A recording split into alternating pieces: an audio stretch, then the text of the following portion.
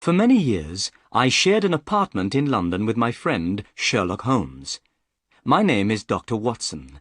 I worked as a doctor in the British Army for several years. While I was in the army, I travelled to many strange and interesting places. I had many exciting adventures.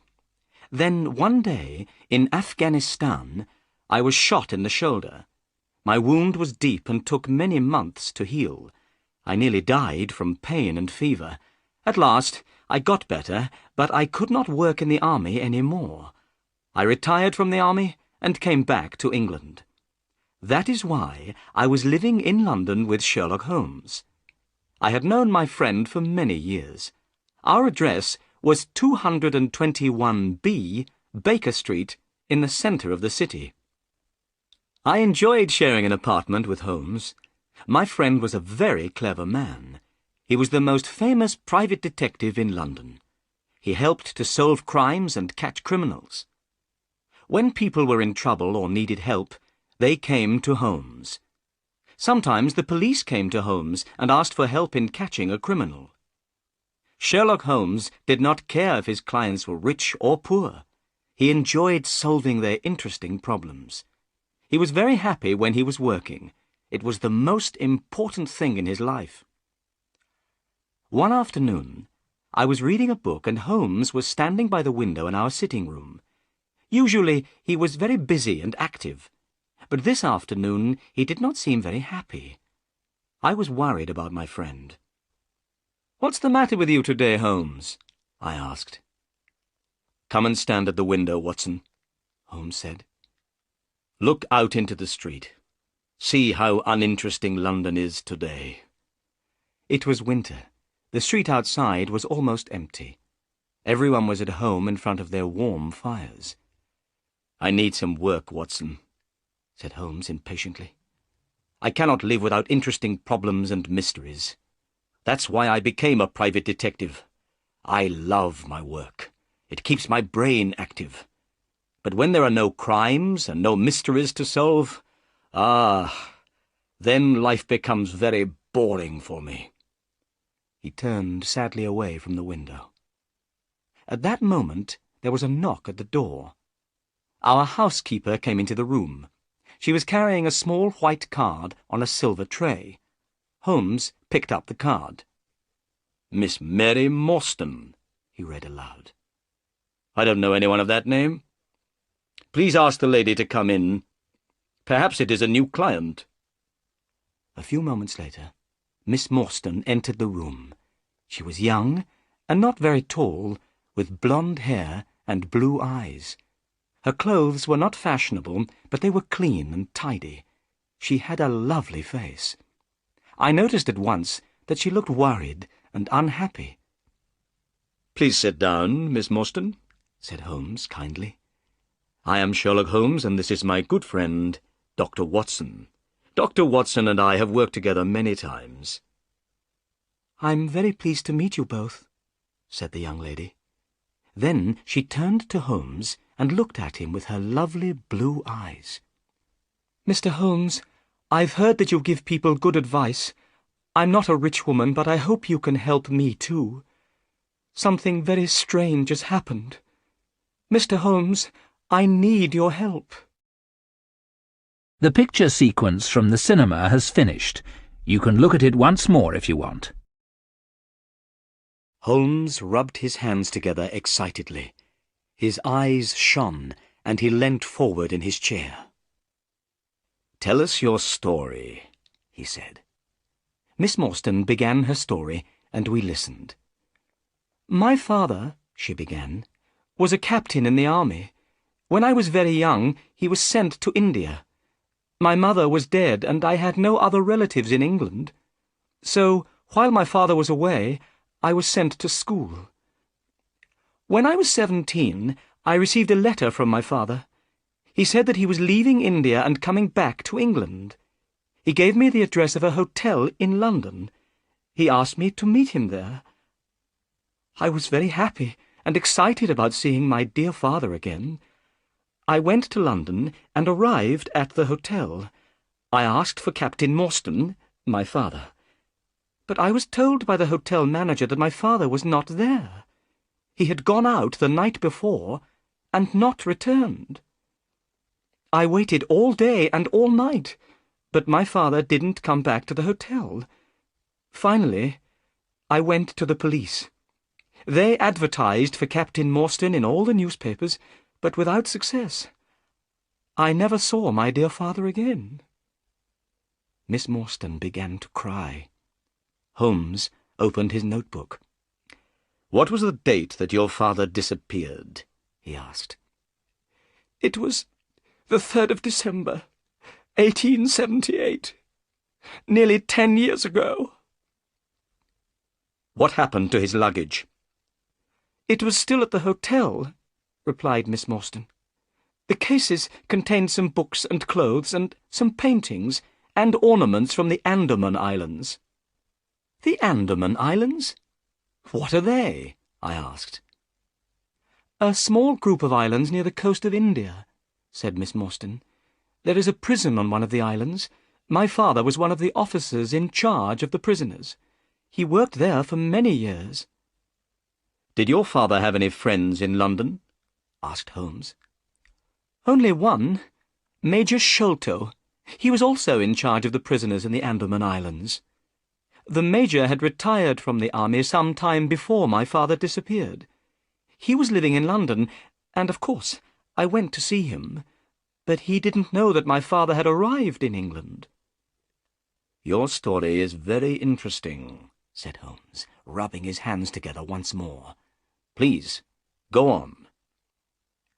4 years after my father disappeared," continued Miss Morstan, "I saw an advertisement in the newspaper. The date was the 4th of May, 1882. To my surprise, the advertisement asked for the address of Miss Mary Morstan. It said that if I advertised my address, I would receive some very good news." "What did you do?" asked Holmes. "I advertised my address in the same newspaper. The next day, I received a small cardboard box.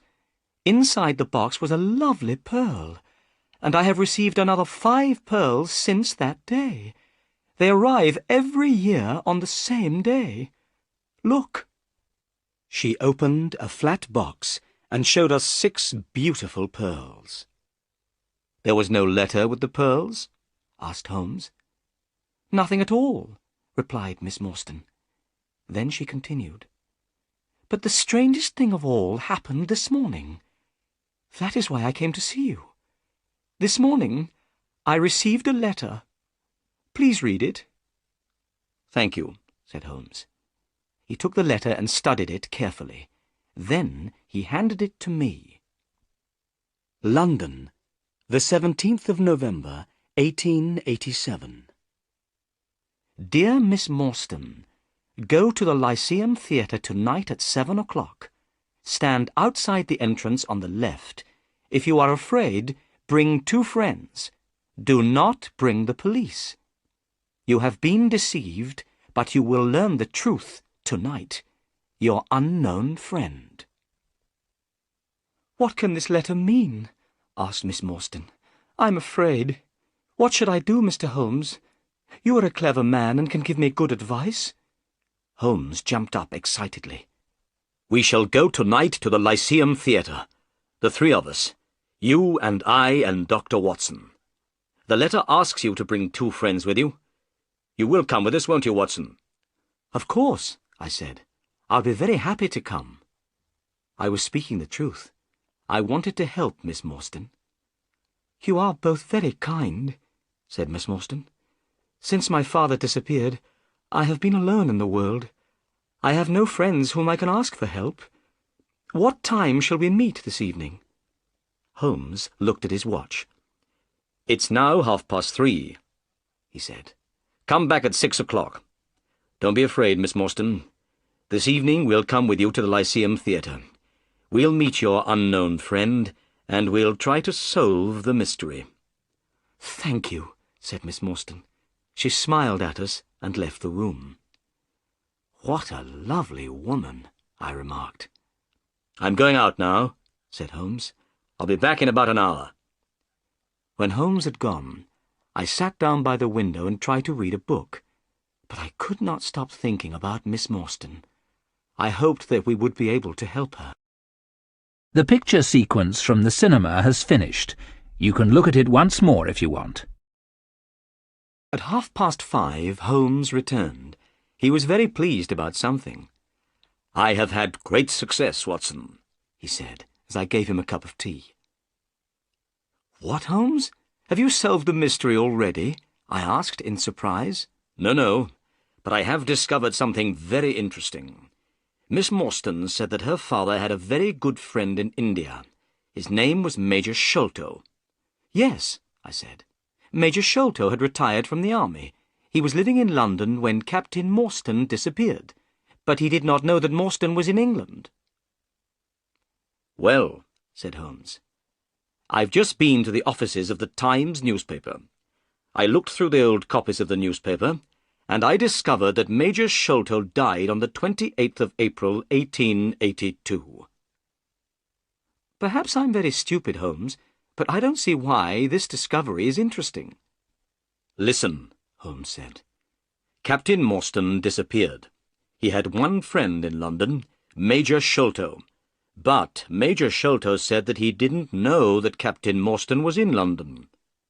4 years later, on the 28th of April, 1882, Sholto died. A few days later, on the 4th of May, 1882, Captain Morstan's daughter saw the advertisement in a newspaper. Then she received a valuable present. These presents came every year. Why do the presents arrive on that day? They must have something to do with Sholto's death." I was still puzzled. "But Sholto died 6 years ago," I said. "Why did Miss Morstan receive that letter today, 6 years later? The letter speaks of telling her the truth. What can it mean?" "I hope that we'll find the answers to these questions tonight, Watson," said Holmes seriously. "Are you ready? It's 6 o'clock, and here is Miss Morstan." Miss Morstan entered the room. She was wearing a dark cloak and hat. She did not seem afraid, but her beautiful face was very pale. I picked up my hat and my heaviest stick. I noticed that Holmes took his gun from his drawer and put it into his pocket. We got into a cab and were soon on our way to the Lyceum Theatre. In the cab, Miss Morstan took a piece of paper out of her bag. "Mr. Holmes, I forgot to show you this. This note was found in my father's luggage. It is very strange. I don't know what it means. Perhaps it isn't very important, but I wanted you to see it." Holmes unfolded the note carefully and spread it on his knee. He took a magnifying glass out of his pocket and examined the paper. "This paper was made in India," he remarked. "Have a look at it, Watson." I took the note and studied it carefully. The paper was thin and old. There was a drawing on the paper. "It looks like the plan of a large building," I said. "Somebody has made a mark to show a certain place in the building. But what are these names at the bottom? And what is the meaning of the sign of 4? "I don't understand what this note means," said Holmes, "but it might be important. I will keep it." He sat back in the cab. Miss Morstan and I talked quietly together, but Holmes did not say anything. I knew he was thinking hard. It was getting dark, and the people in the streets were hurrying home from work. I was feeling a little afraid. I wondered what kind of person we would meet at the Lyceum Theatre. There were many people outside the theatre. Everyone was meeting friends and going in to see the play. The letter had told us to stand outside on the left. We waited. Suddenly, a small, dark man appeared. "Are you Miss Morstan and her friends?" he asked. "Yes," she said. "You must promise me that these men are not policemen," said the stranger. "They are not policemen," replied Miss Morstan. "Then come with me," said the man. He led us quickly across the street to another cab and opened the door. We went inside. The man closed the door and jumped up onto the driver's seat of the cab. The horse moved off quickly. We passed through so many streets that I was very soon lost.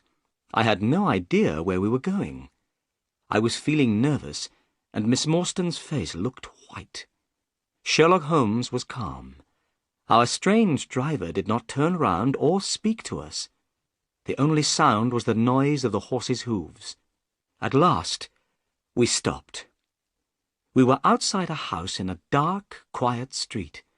It had only one small light in the kitchen window. There were no lights in any of the other houses in the street. We knocked at the door. It was opened immediately by an Indian servant. The Indian was wearing a bright yellow turban on his head. He had white clothes and a yellow belt. It was very strange to see such brightly coloured clothes in this quiet street in London. "My master is waiting for you," said the servant. As he spoke, we heard a man's voice. It came from one of the rooms inside the house. "Bring them in to me," the voice called. "Bring them straight in to me." The picture sequence from the cinema has finished. You can look at it once more if you want. We followed the Indian servant into the house. He stopped in front of an open door. "Come in! Come in!" said the voice. We entered, Holmes, Miss Morstan, and myself, and were astonished. The room in which we were standing was full of Indian paintings and ornaments. The carpet was soft and very thick. There were 2 large tiger skins on the walls. In the centre of the room stood a strange little man with a bald head. He was smiling, but he seemed very nervous. "My name," said the bald-headed man, "is Thaddeus Sholto. You are Miss Morstan, of course. And these 2 gentlemen?" "This is Mr. Sherlock Holmes, and this is Dr. Watson." "A doctor!" cried Thaddeus Sholto excitedly. "Oh, please could you listen to my heart? I'm very worried about my heart." I listened to his heart beating, but I could hear nothing wrong with it. "There's nothing wrong with your heart," I told him. "I'm so glad," said Thaddeus Sholto. "Miss Morstan, your father had a very weak heart. If his heart had been stronger, he would have been alive today." Miss Morstan sat down, and her face turned very white. "I knew that he was dead," she said. There were tears in her eyes. I was very angry with Thaddeus Sholto. He did not notice how much he had upset Miss Morstan. "Please, tell us why we've been brought here," said Miss Morstan. So Thaddeus Sholto began his strange story, and we listened. "My father," Sholto said, "was Major Sholto of the Indian Army. He retired from the army about 11 years ago. He bought a house in North London. He called the house Pondicherry Lodge. My brother, Bartholomew, and I were his only children. We knew that Captain Morstan, Miss Morstan's father, and our father had been very good friends in India. When we heard that Captain Morstan had disappeared, we were very upset. My brother, Bartholomew, and I also knew that our father was afraid of something. He never went out alone. He often spoke about a man with a wooden leg who followed him. He seemed very afraid of this man." "Did he tell you why he was afraid?" asked Holmes. "No, he didn't," Thaddeus Sholto replied. Then he continued with his story. "One day, in 1882, our father received a letter from India. This letter upset him very much. He became ill. Every day he grew weaker. At last he was dying. He asked to see me and my brother Bartholomew. We went to his room. He told us to lock the door and come over to the bed. Then he held our hands and spoke to us. He said that he wanted to tell us the truth about Captain Morstan's death. He was the only person who knew this terrible secret. When father was in India with Captain Morstan, they found a great treasure. It was called the Great Agra Treasure. The jewels in this treasure were worth more than £1,000,000. Father brought the Agra treasure back to England. Morstan followed him and came at once to the house to ask for his share. But the treasure had made Father greedy. He did not want to give any of it to Morstan. He wanted to keep it all for himself. Morstan became very angry. They had a terrible argument. Father knew that Morstan's heart was weak. Suddenly, the colour of Morstan's face changed. Father saw at once that Morstan was dead. He did not know what to do. He had not killed Morstan, but he was afraid that people would believe that he had killed Morstan. He decided to say nothing. He hid the body, and he also hid the great Agra treasure. Soon the news of Morstan's disappearance spread through London. Only our father knew the terrible truth. He told us as he was dying that he had been a wicked and greedy man. He said that he had acted very wrongly, but that he had paid for his crime. The Agra treasure never brought him happiness, only fear and guilt. Then he told us that Captain Morstan had a daughter called Mary. He asked us to listen carefully. Then he began to tell us where he had hidden the treasure. At that moment, a terrible change came over our father's face. He pointed at the window and cried out in a voice full of fear, "Keep him out! Keep him out!" My brother and I stared round at the window. We saw a horrible face looking in through the window. It was wild and had a black beard and cruel eyes. We rushed to the window, but the man had gone. When we went back to the bed, Father was dead. "What did you do then?" asked Holmes. "We ran out into the garden," replied Sholto. "We looked everywhere, but we found nothing. In the morning, we went to our father's room. We found that someone had been in the room during the night. There was a piece of paper on the bed beside my father's body, and on this paper some words were written.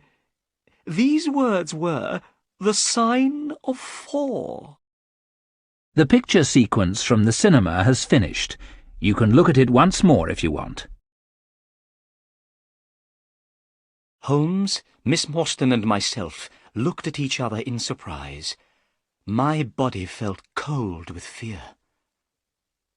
"The same words, 'The sign of 4, were written on that strange note in Captain Morstan's luggage," said Holmes. "What can it mean?" I whispered. Miss Morstan turned to Thaddeus Sholto.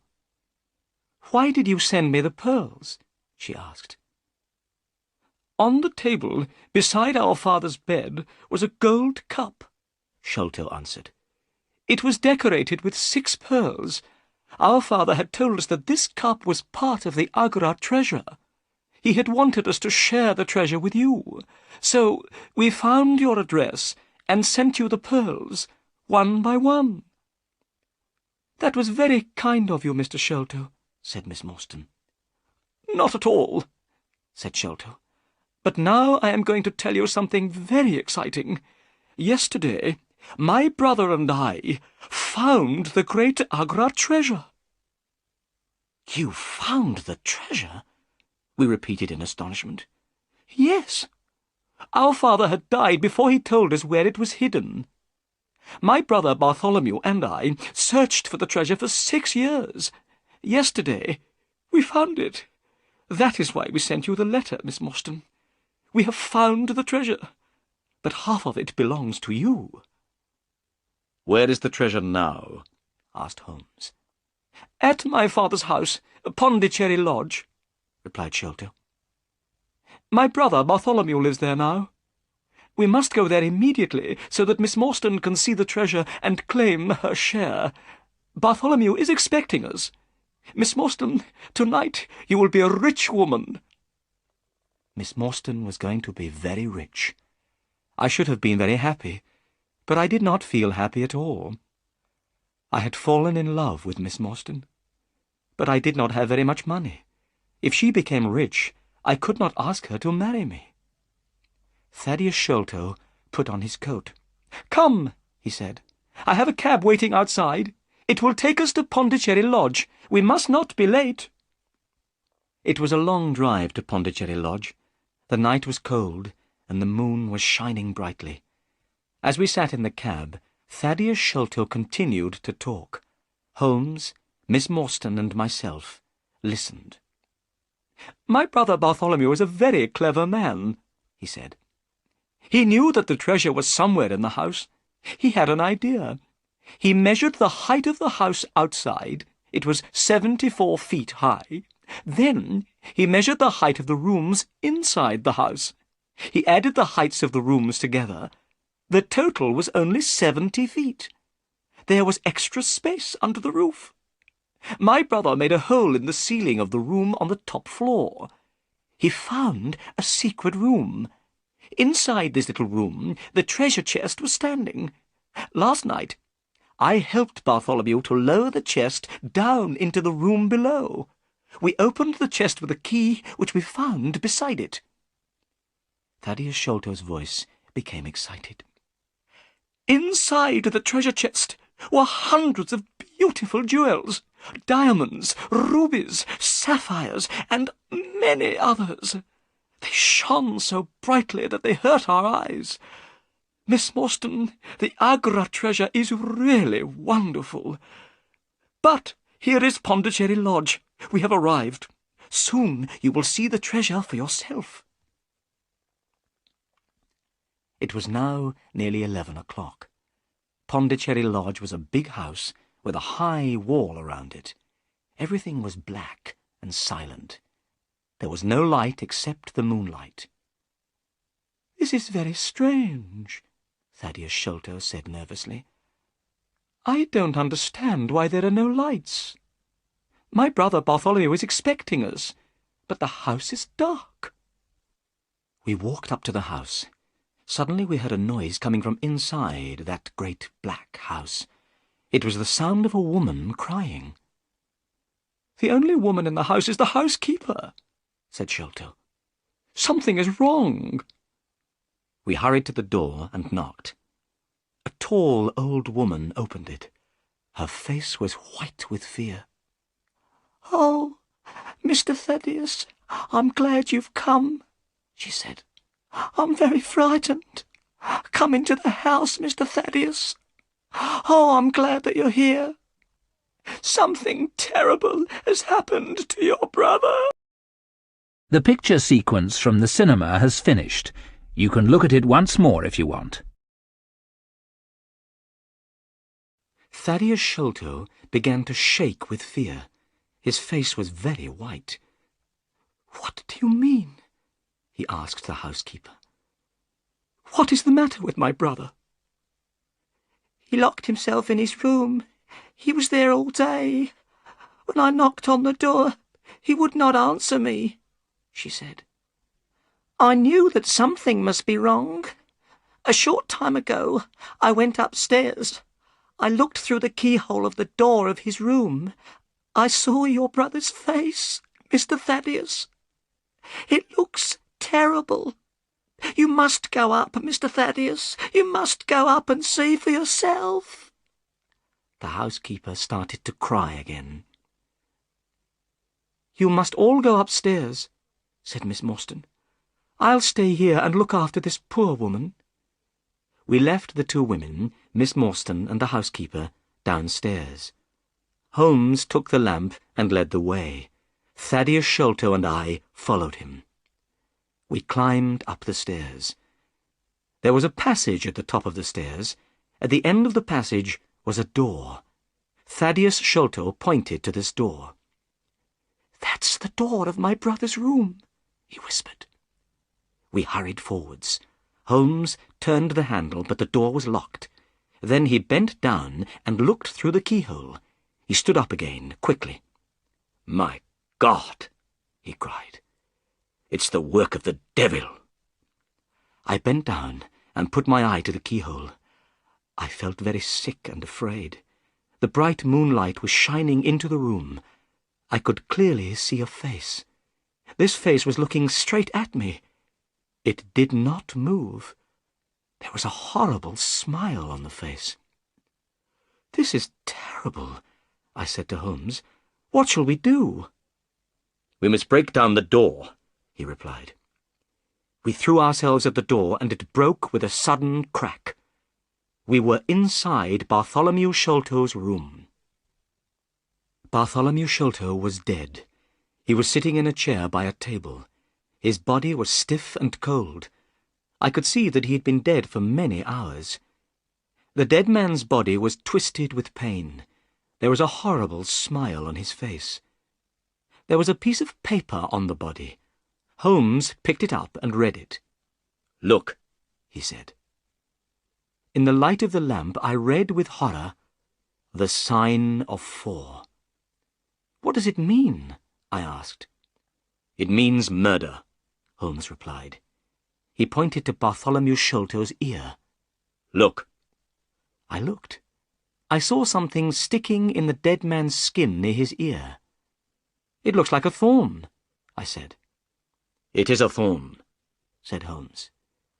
"You can take it out, but be careful. It is poisoned." I took the thorn between my finger and thumb. I pulled it away easily from the dead man's skin. I looked at it. It was hard and sharp. I saw that it had poison on it. "So, this is how Bartholomew Sholto died," I said. "What a terrible death! But who killed him, and why?" We had forgotten about Thaddeus Sholto. He was still standing in the doorway. Suddenly he gave a cry. "The treasure has gone," he said. "They've stolen the treasure. Look! Do you see that hole in the ceiling? We lowered the treasure down through that hole last night. After I had helped my brother with the treasure, I left him here in this room. I was the last person to see my brother alive. I heard him lock the door as I came downstairs." "What time was that?" asked Holmes. "It was 10 o'clock, and now my brother Bartholomew is dead, and the great Agra treasure has gone." The picture sequence from the cinema has finished. You can look at it once more if you want. "Go to the police station, Mr. Sholto," said Holmes. "Ask the police to come quickly. Dr. Watson and I will wait here." Thaddeus Sholto turned away. We heard him going downstairs. "Now, Watson," said Holmes, "we have some work to do before the police arrive. We must find out how the murderer got into the room. The door was locked, but what about the window?" He carried the lamp to the window and examined the window-sill carefully. "Look," he said. "Someone has come in by the window. Here is the print of a foot on the window-sill. And here is a round mark. And look, on the floor. Here is another footprint and another mark. And again by the table. See, here, Watson." I looked at the marks. Some were footprints, but some were in the shape of small circles. "Those are not footprints," I said. "No," replied Holmes. "They are the marks made by someone with a wooden leg." "Someone with a wooden leg?" I said. "Holmes, Thaddeus Sholto told us that his father was afraid of a man with a wooden leg." "Yes," said Holmes. "but the wooden-legged man was not alone. Someone else has been here too. Look outside." We both went to the window and looked down. "We are very high up," said Holmes. "A man with a wooden leg would not be able to climb here by himself. 2 people came into this room. We will call them number 1 and number 2. Number 2 is the wooden-legged man. But who is number 1? And how did he get in?" I looked round the room. I thought quickly. Then suddenly I knew the answer. In the ceiling of the room was a hole. Thaddeus Sholto had told us that his brother had made this hole. The Agra treasure had been hidden in the secret room above. The two Sholto brothers had lowered the treasure chest through this hole the night before. A set of steps was standing beneath the hole. On the floor by the set of steps was a rope. Number 1 must have looked through the hole in the ceiling, I said. He saw Bartholomew Sholto sitting on the chair below him. He killed Sholto with a poisoned thorn. Then he must have taken the rope, opened the window, and thrown the end of the rope down into the garden. His friend, number 2, the wooden-legged man, must have been waiting below. Number 2 climbed up the rope with the help of number 1. The murderers then lowered the treasure chest to the ground with the rope. Number 2 climbed down the rope. Number 1 got out of the room through the hole in the ceiling. Excellent, Watson, said Holmes. We shall now go up and have a look at the secret room. Perhaps we can find out more information about number 1. We climbed the steps and found ourselves in a small dark room without any windows. There was thick dust on the floor. It was here that the treasure had been hidden for so many years. Look, said Holmes. there is a small door in the roof. That is how number 1 got in. Then Holmes shone the lamp down at the floor. By the light of the lamp, I saw that the floor was covered with many footprints. They showed very clearly in the thick dust. They were the prints of bare feet. But they were not the footprints of an ordinary man. They were extremely small. Suddenly, a horrible thought came into my mind. "Holmes," I whispered, "a child has done this terrible thing." Holmes did not answer. He was still studying the tiny footprints. Finally, he spoke. No, he said slowly. I don't think it was a child. Look at this footprint. Look at the marks of the toes. They are very wide apart. It is not a child's footprint. It is a man's.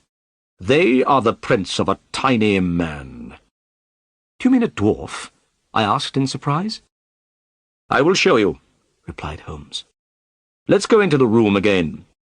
Let's examine once more the poisoned thorn which killed Bartholomew Sholto. In the room below, I picked up the thorn. I held it carefully between my fingers. I felt afraid. It was long and sharp. Now then, said Holmes, what do you think about this thorn? Is it an English thorn? No, I said. It certainly is not. You see, said Holmes, already we begin to know many things about murderer number 1. He is a very small man, in other words, a pygmy, from some foreign land. He is very strong and can climb great heights easily. He is also extremely dangerous. He kills people by shooting them with poisoned thorns. The picture sequence from the cinema has finished. You can look at it once more if you want. I looked at Holmes in astonishment. "How strange," I said. "Why are a pygmy and a wooden-legged man working together? Who are these people, Holmes, and why did they kill Bartholomew Sholto?" They wanted the treasure, of course, answered Holmes. Last night, Bartholomew Sholto was sitting in this room with the treasure. The pygmy came in through the roof and saw him. The only way to get the treasure was to kill Sholto. "And what about the paper with the sign of 4? I asked. "It must mean revenge," Holmes answered. "Remember that a paper from the sign of 4 was also found on the dead body of Major Sholto. I don't know why someone wants revenge on the Sholto family, but we know that someone wanted revenge. They also wanted the treasure, and they were prepared to kill the Sholtos, father and son, to get the treasure." Holmes took out his magnifying glass and started to examine the room again.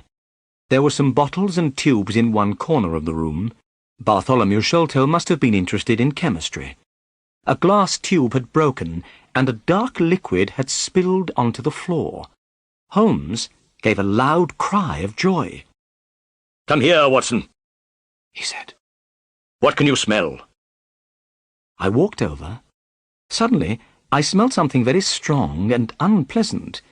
The smell was coming from the dark liquid on the floor. "It smells like tar," I said. "It is similar to tar," Holmes answered. "It is creosote." He was smiling and rubbing his hands together.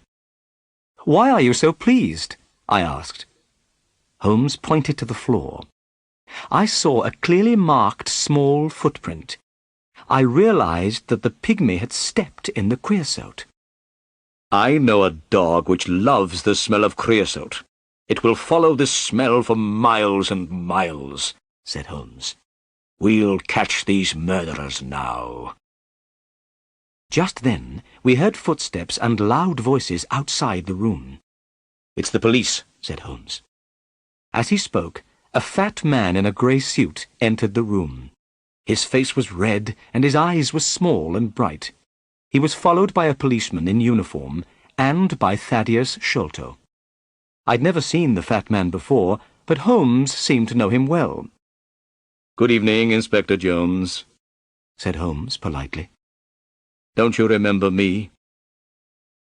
The fat man stopped and stared. He was not very pleased to see Holmes. "Why, yes, of course," he said. "You are Mr. Sherlock Holmes, the private detective. Yes, I remember you well. This is an interesting crime, Mr. Holmes. A man has been murdered, and jewels worth £1 million are missing. What do you think happened?" "Well," began Holmes, but Inspector Jones did not want to listen to my friend. He thought his own ideas were better. "Listen, Mr. Holmes. I will tell you what I think," he said importantly. "This man, Thaddeus Sholto, tells me that he was with his brother last night. They discovered the treasure together. He was the last person to see his brother alive. Now, I think that Thaddeus Sholto killed his brother. Then he ran off with the jewels." "Oh, no, it isn't true," cried Thaddeus Sholto. "What about the poisoned thorn in the dead man's skin?" asked Holmes. "And the paper with the sign of 4? "The thorn belongs to Thaddeus Sholto," replied Jones quickly. "I don't think the paper is very important. Perhaps it's a trick. But wait a moment. What's that up there? I see a hole in the ceiling. I must have a look." Inspector Jones went quickly up the steps. We heard him moving about noisily in the room above. Then he came down again. He was hot and dusty. "I know everything now," he cried. "I have found a door which leads out onto the roof. That was how Thaddeus Sholto escaped." "But the footprints," began Holmes. Inspector Jones was not listening. He had not noticed the tiny footprints. He turned to Thaddeus Sholto. The poor man was shaking with fear. "Mr. Sholto," said Jones, "I arrest you for the murder of your brother." "I didn't do it," Thaddeus cried. "Please, Mr. Holmes, believe me." "Don't worry, Mr. Sholto," said Holmes. "I know that you didn't kill your brother. I will find the murderer." Inspector Jones turned to Holmes angrily. "Listen, Mr. Holmes," he said. "This is a matter for the police. It has nothing to do with you. Good night, gentlemen." Inspector Jones and the policeman took Thaddeus Sholto away. A few minutes later, the house was quiet again.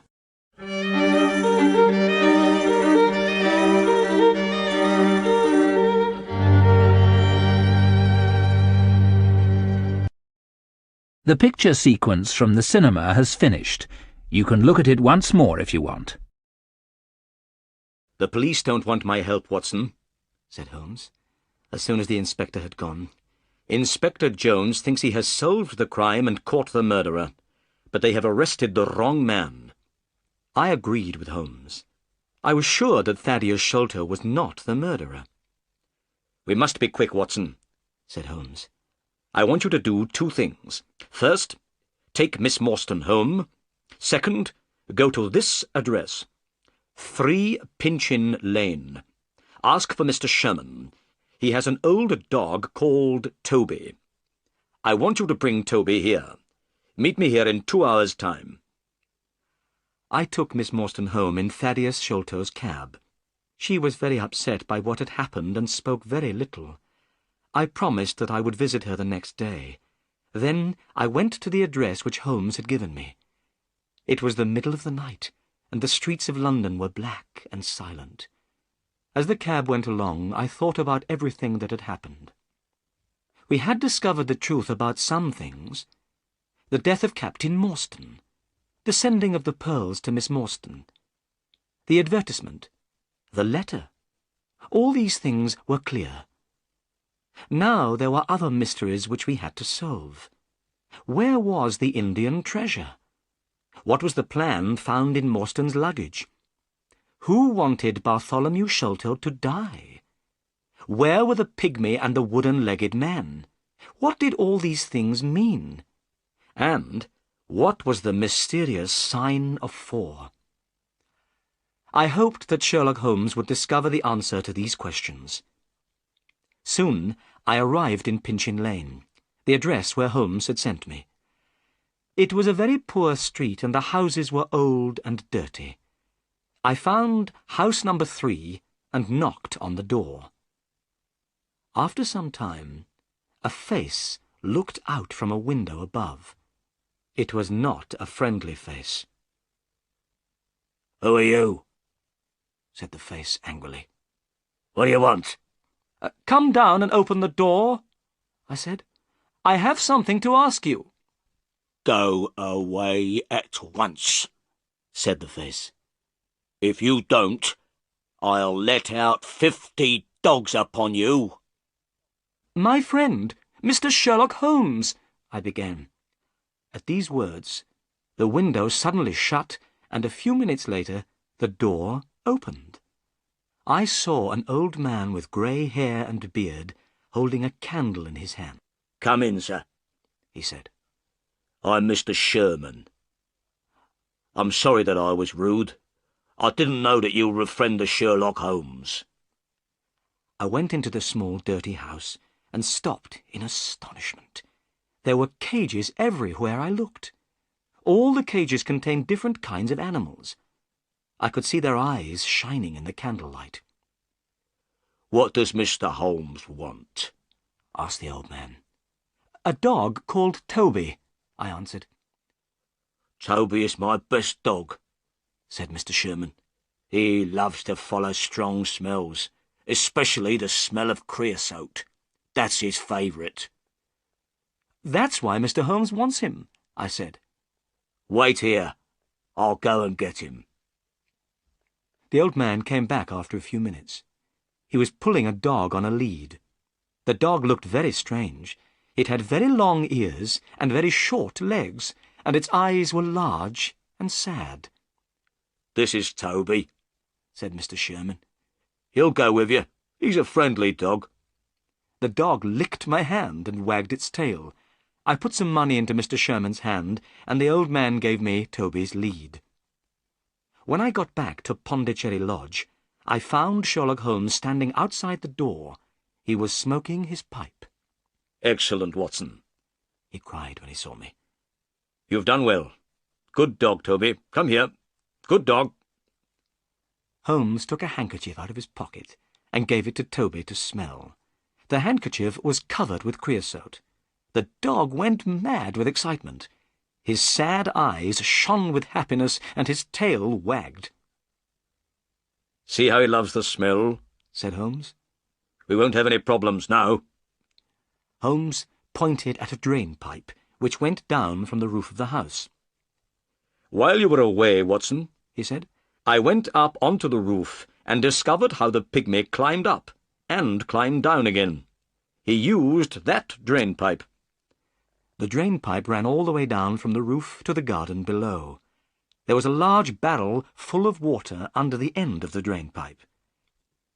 "He climbed down that drainpipe and on to the barrel beneath," said Holmes. "It was very easy to follow his trail. He left marks everywhere. He also dropped this." Holmes put his hand in his pocket and took out a small bag made of dried grass. I looked inside.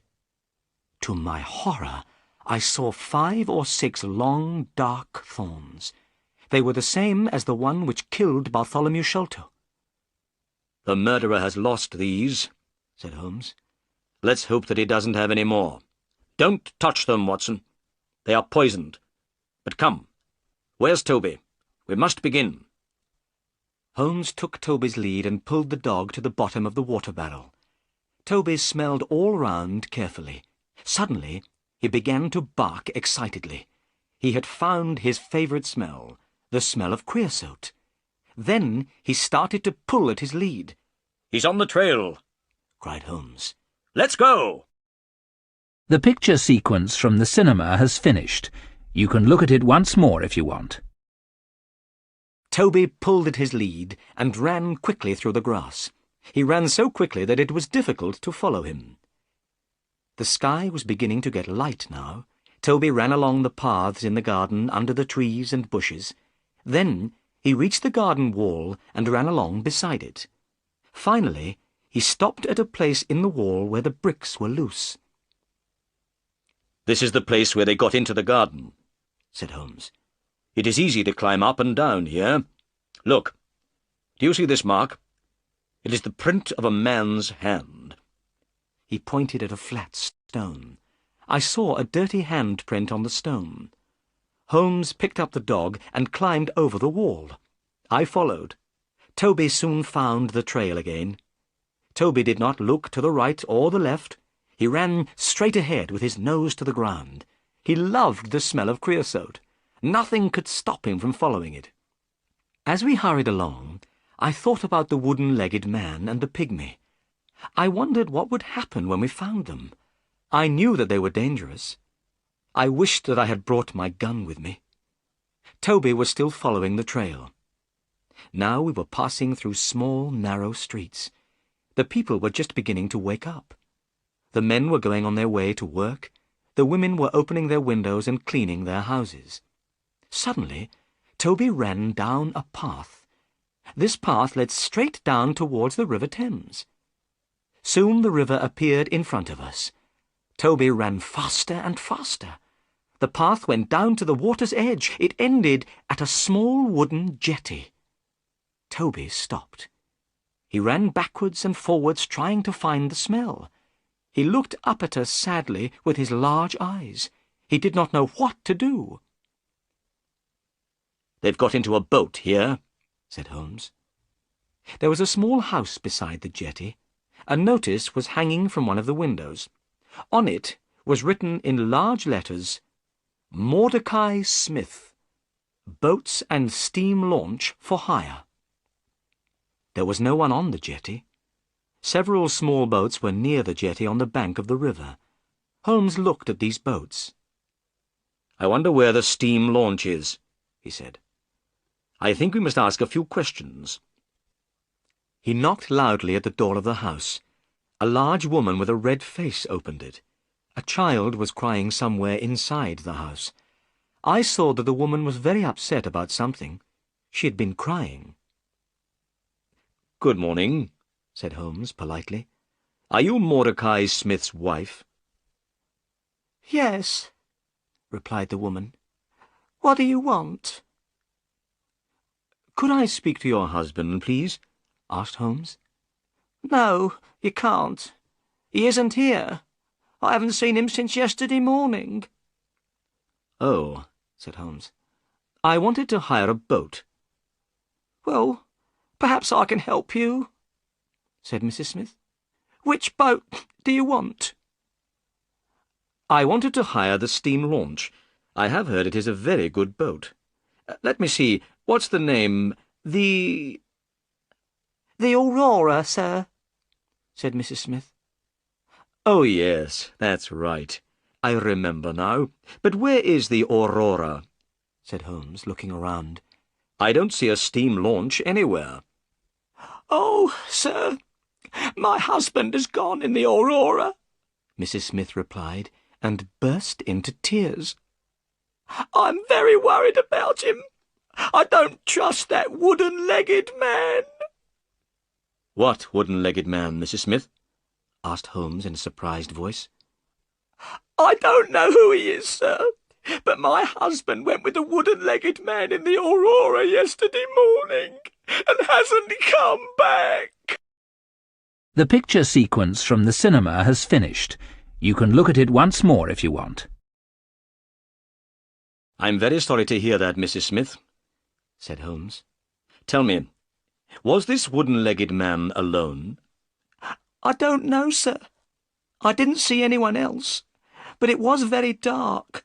It was 3 o'clock in the morning. I could not be sure." "What does the Aurora look like?" asked Holmes. "The Aurora is black, sir, with 2 red stripes down each side. It has a black funnel with a white stripe. The Aurora is the fastest boat on the river," answered Mrs. Smith. Holmes looked worried. "That's very interesting," he said. "Try not to worry about your husband, Mrs. Smith. I am going up the river myself. If I see Mr. Smith, I will tell him that I have seen you. Goodbye." "Goodbye, and thank you," said Mordecai Smith's wife. She had stopped crying. She went inside her house and closed the door. "Watson, we must find Mordecai Smith and the Aurora as soon as possible," said Holmes. "Mordecai Smith and the wooden-legged man are working together. Smith has taken the 2 murderers in his steam launch. They are all hiding somewhere on the river." "It will be easy to find them," I said. "You must tell the police at once." Holmes shook his head. "No, I don't want these criminals to know that anyone is looking for them. They will try to escape again. I have a better idea," Holmes went on. "I have many agents everywhere up and down the river. These agents are clever. I pay them to bring me information. They always know what is happening on the river. I will ask my agents to look for Mordecai Smith and the Aurora. But you look tired, Watson. Let's go home and have breakfast." It was now nearly 8 o'clock in the morning. I did feel very tired. I was glad to go home to Baker Street. When I had a bath and changed my clothes, I came downstairs to breakfast. Holmes was drinking coffee and reading a newspaper. "Look, Watson," he said. "Here is a report about the murder of Bartholomew Sholto at Pondicherry Lodge, and about the arrest of Thaddeus Sholto by Inspector Jones last night." I took the paper and read the report. I felt sorry for Thaddeus Sholto. Inspector Jones had made a stupid mistake by arresting him. I knew that Sholto was not guilty of the murder of his brother. I hoped that we would be able to help Thaddeus. But would we be able to find the murderers? Suddenly, there was a loud knock on the door. A few minutes later, 12 children ran into the room. Their clothes were dirty and ragged. They had no shoes on their feet. Their hair was untidy, and their faces had not been washed for a very long time. But they seemed happy and cheerful. "Good morning, Mr. Holmes," said the children together. "Who are these children, Holmes?" I asked in astonishment. Holmes laughed. "These are my agents," he said. "I sent a message for them to come. Look at them. They can go anywhere, see everything, hear everything. Nobody is afraid of children." Holmes gave each of the children some money. Then he told them what he wanted them to do. "You must find a steam launch called the Aurora," he said. "It is on the river somewhere, and belongs to Mordecai Smith. The Aurora is black with 2 red stripes down each side. It has a black funnel with a white stripe. You must find it. Now go." The children ran out of the room, all talking together. They went down the stairs and out into the street. "My agents will find Mordecai Smith and the Aurora," said Holmes. Now, we must wait. The picture sequence from the cinema has finished. You can look at it once more if you want. We had not slept all night and I was very tired. I went to bed and woke late in the afternoon. I felt much better. I went downstairs. Holmes was reading a book. I saw at once that he was worried. "Is there any news?" I asked. Nothing at all. I can't understand it. I am very surprised and disappointed. My agents say that they cannot find the Aurora. "Can I do anything to help?" I asked. Nothing. "Then I'll take Toby back to Pinchin Lane. Then I'll go and see Miss Morstan and tell her what has happened." I went to Miss Morstan's house. She looked very pleased to see me. I told her that we had not found the treasure yet, but she did not look disappointed. I was surprised about this, but I was also very pleased. I said good-bye to her and drove back to Baker Street. I went to bed, but I could not sleep. I was thinking about Miss Morstan. I wanted to ask her to marry me. All night I heard Holmes walking up and down in his room. Next morning he looked tired and ill. My agents cannot find the Aurora, he said impatiently. They have searched the whole river. The Aurora has disappeared. We waited all that day, but there was no news. The next day I woke early. It was still dark. To my surprise, Sherlock Holmes was standing by my bed. He was dressed and ready to go out. I have had an idea, Watson, he said. I am going up the river myself. Perhaps I can find the launch. You must stay here. There may be some messages. Holmes left without another word. That day, the time passed very slowly. I picked up a book but was unable to read it. I was thinking all the time about the wooden-legged man and the pygmy. Where were they? Why could Holmes not find them? I was worried about my friend. I knew that he was a clever detective, but perhaps this time he would not be able to catch the murderers. At 3 o'clock in the afternoon, I had a visitor. It was Inspector Jones, the police officer. I was astonished. Inspector Jones had changed completely. 2 days ago, he had been very rude to Holmes. He had not wanted his help. Now, he was very quiet and polite. "Good afternoon, Dr. Watson," said Inspector Jones. "I'm afraid that I made a bad mistake. I have had to let Thaddeus Sholto go. Sholto has proved that he was at a friend's house when his brother died." Inspector Jones looked so sad that I began to feel sorry for him. "I've received a telegram from Sherlock Holmes," the inspector went on. "Here it is." I took the telegram and read it. Inspector Jones, go to Baker Street at once. Wait for me there. I know where Sholto's murderers are hiding. Come with us tonight if you want to catch them. Holmes. "That's excellent," I cried. "Forget about Thaddeus Sholto. You'll soon have some other prisoners, Inspector Jones." At that moment, the door opened and Holmes came into the room. He was smiling. "What news?" we asked together. I know where the Aurora is, Holmes replied. It wasn't on the river at all. The Aurora has been hidden in a boatyard near the river for 2 days. I knew the launch at once. Mordecai Smith, the owner, was there too. He was talking to someone, and he was speaking very loudly. He said that he had to have the Aurora ready for 8 o'clock tonight. His 2 gentlemen were leaving for America. Their ship was waiting for them out at sea, and they must not be late. I knew immediately what they were planning to do, went on Holmes, and I know what we must do. Inspector Jones, will you help me? "I was wrong before, and you were right," said Jones sadly. "I didn't listen to you then, but I'll help you now." Good, said Holmes. We need a fast police launch, as fast as the Aurora. It must be ready this evening.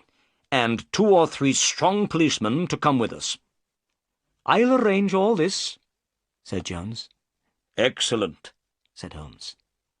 "Tonight, the 3 of us, you and I and Dr. Watson, will be on the police launch. We will be waiting outside the boatyard at 8 o'clock. We'll be ready for the Aurora when she comes out. We'll catch the murderers, and we'll get the treasure." The picture sequence from the cinema has finished. You can look at it once more if you want. At 7 o'clock that evening, the 3 of us, Inspector Jones, Holmes, and myself, went down to the river. Both Holmes and I had guns in our pockets. Inspector Jones had promised to let us use the police launch. This launch was now waiting. 4 strong men were on board the launch. Soon we were moving quickly down the River Thames. The police launch was very fast. We passed all the other boats on the river without difficulty. This pleased Holmes very much. By 8 o'clock we had arrived opposite the boatyard where the Aurora was hidden. It was now dark. We waited. 10 minutes passed. Suddenly a launch came out of the boatyard. It was black, with 2 red stripes. It was moving very quickly. "That's the Aurora," cried Holmes. "Follow it, quickly! Faster! Faster! We must catch them!" We were going so fast that the police launch started to shake, but we could not get near to the Aurora. The chase became more and more exciting. We went in and out between other boats. Many times I closed my eyes. I was sure that we would hit something. At last we got closer to the Aurora. Inspector Jones turned on a light and shone it on the Aurora. "Stop!" he cried. "Stop! We are the police!" In the lamplight we could see some men on board the Aurora. One man was sitting at the back of the launch. Beside him was a strange, dark shape. We could also see Mordecai Smith, the owner of the Aurora. He was working as hard as he could. He was trying to make the engine of the launch go faster. Inspector Jones shouted again, "Stop!"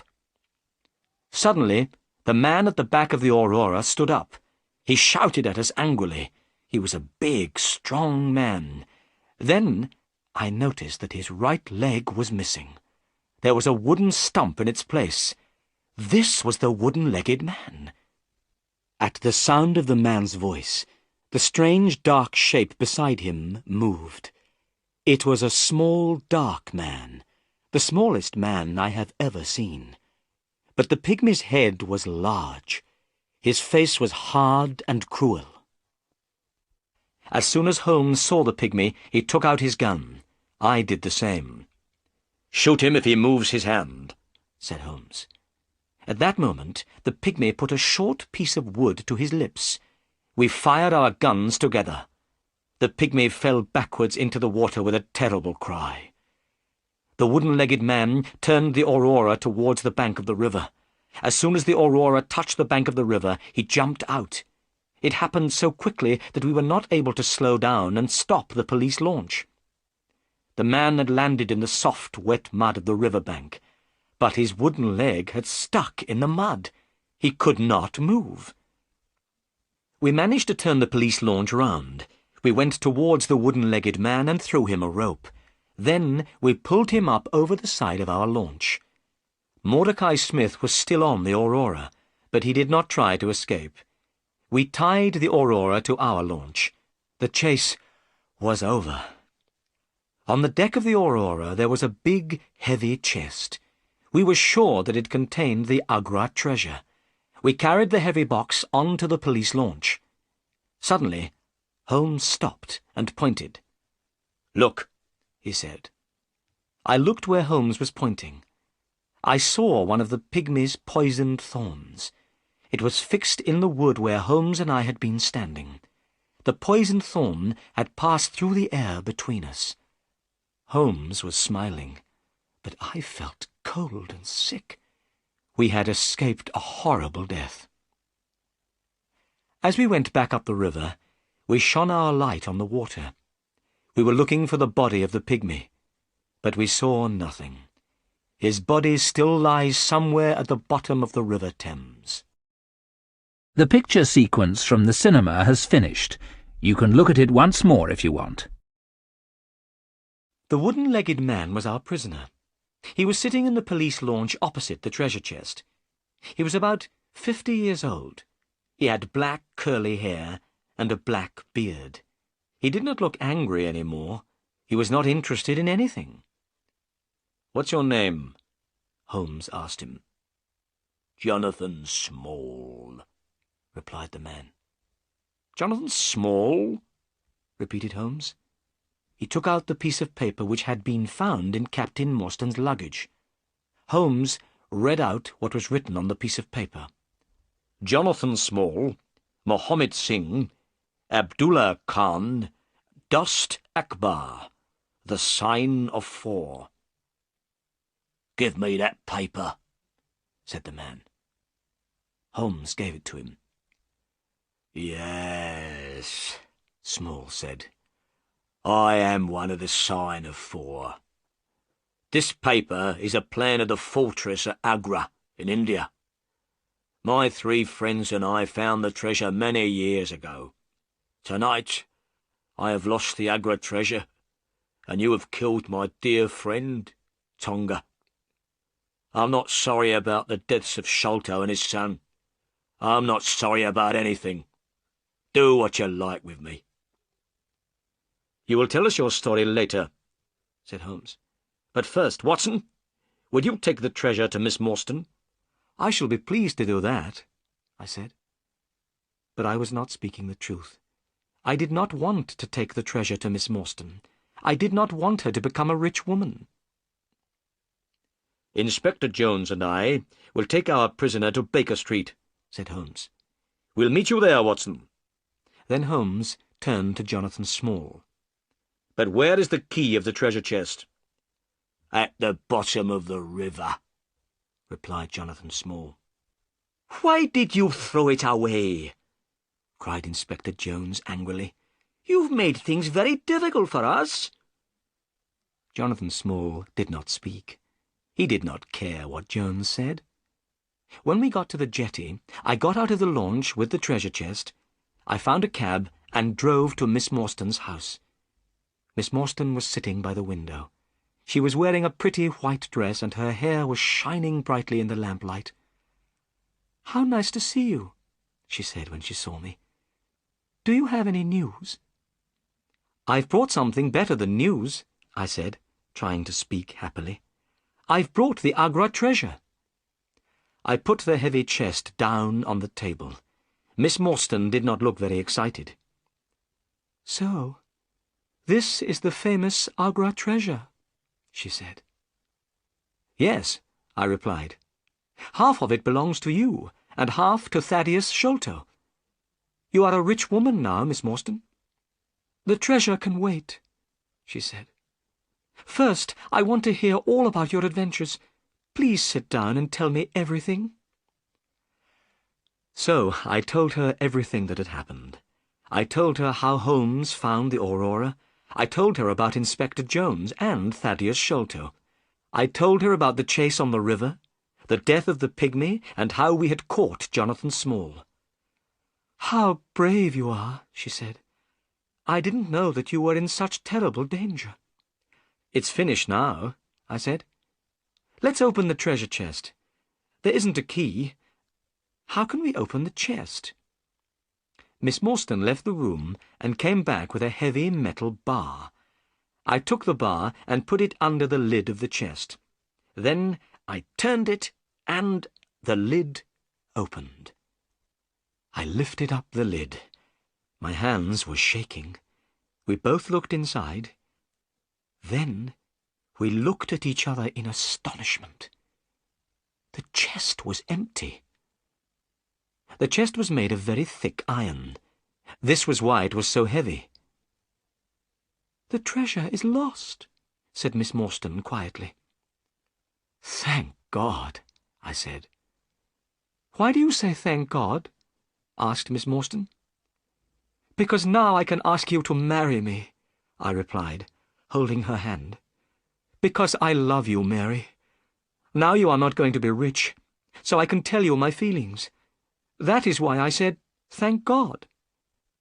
Then I say thank God too, she whispered. The picture sequence from the cinema has finished. You can look at it once more if you want. When I got back to Baker Street, Holmes, Inspector Jones, and the prisoner Jonathan Small were all waiting for me. I showed them the empty treasure chest. Small began to laugh. "Where is the treasure, Small?" shouted Jones angrily. "The Agra treasure belongs to the Sign of Four," said Small quietly. "No one else will have it. I threw it all to the bottom of the river." We all stood astonished. The great treasure of Agra was lost forever. "The Agra treasure is unlucky," said Small. "It has never brought happiness to anyone. It brought death to Captain Morstan. It brought fear and guilt to Major Sholto. Bartholomew Sholto was murdered because of it. And to me and the other members of the Sign of Four, it has brought prison for the rest of our lives." "You must tell us your story," said Holmes. "What is the Sign of Four?" Jonathan Small began his strange story, and we listened. "I went to India as a soldier in the British Army," said Small. "One day, soon after I arrived, I had an accident and lost my leg. After that, I could not fight any more. Then there was terrible fighting between the Indians and the British. The British all hid in an old fortress at Agra. They shut themselves inside. The walls of this fortress were very thick. The Indians could not get in. I also went to Agra. I had 3 Indian friends who had fought for the British. They came to Agra with me. These men were Muhammad Singh, Abdullah Khan, and Dost Akbar. When we were in the Agra fortress, we heard a strange story. It was about a great treasure which had been hidden in the fortress. It had been hidden for many years. The 4 of us decided to look for this treasure. And one day, we found it. It was hidden under the floor in a secret room. We were astonished by what we had found. We had never seen so many beautiful jewels. The 4 of us decided not to say anything about what we had found. We decided to leave the treasure hidden in the secret room in the fortress. When the fighting was finished, we would be able to take the treasure away with us. We made a promise to each other. We agreed that we would always work together. We would share the treasure between us. We became the Sign of Four. But a terrible thing happened. 2 British soldiers were killed in a fight. We had not killed them, but we were arrested for their murder. We were sent to prison in the Andaman Islands." "Is that where you met Major Sholto and Captain Morstan?" asked Holmes. "Yes," said Small. "Sholto and Morstan were the officers in charge of the prisoners there. We were in a terrible situation. We knew where the Agra treasure was, but we were not able to go and get it. We were prisoners. Also, we were afraid that someone else might find the treasure. We did not know what to do. At last, we told Sholto and Morstan about the great treasure. We asked them to help the 4 of us to escape. When we were free, we would get the treasure and share it with them. But Sholto said that he did not believe us. He said he did not know if we were speaking the truth. Sholto did not know if the treasure would be there. He said he would go to India. If he found the treasure, he would come back. He would help us escape from prison. Sholto asked the 4 of us to give him a plan of the fortress at Agra. We did not want to give Sholto the plan. I didn't trust him. But in the end, we had to agree. We gave one plan to Sholto and another to Morstan. Sholto went to India, but he never came back. He found the treasure and took it to England. He stole it from the Sign of Four, and also from his friend Morstan. And from that day, I decided to have revenge on Sholto." Small was silent for a few moments. He was thinking about what Sholto had done. Then he went on with his story. "I made friends with one of the people of the Andaman Islands," he said. "The people there are pygmies. They are very small, but they are very brave. One day, I found one of these pygmies lying under a tree. He was very ill. I looked after him. He slowly got better. He became my friend. His name was Tonga. Tonga helped me to escape from the islands. He had a small boat. One dark night, we put lots of food into the boat, and we sailed together from the Andaman Islands." Holmes had been listening carefully while Small told his story. Now he spoke. "Ah, I understand," he said. "Major Sholto received a letter. What was written in the letter frightened him to death. It must have been the news of your escape which killed him." Small went on with his story. "At last Tonga and I reached London, but I was too late to have revenge on Sholto. Sholto was dying. He saw my face at the window. That night I got into his room and left a message. It was from the Sign of Four. Tonga and I waited 6 years. We watched Pondicherry Lodge and Bartholomew Sholto carefully. When Bartholomew Sholto found the treasure, we knew about it immediately. With Tonga's help, I got into his room. Tonga killed Bartholomew Sholto with a poisoned thorn. We took the treasure, left the paper, and went. I had paid Mordecai Smith to take us to a ship. We were planning to go to America. But now everything has changed.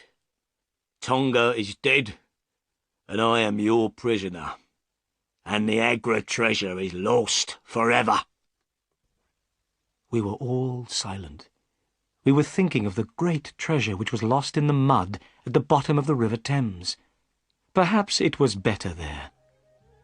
"Dr. Watson," said Holmes, when Inspector Jones had taken Small away. "That is the end of our adventure." "Yes," I said, "but I have some very good news. Miss Morstan and I are going to get married." "Excellent," said Holmes. "The Agra treasure has at last brought happiness to someone."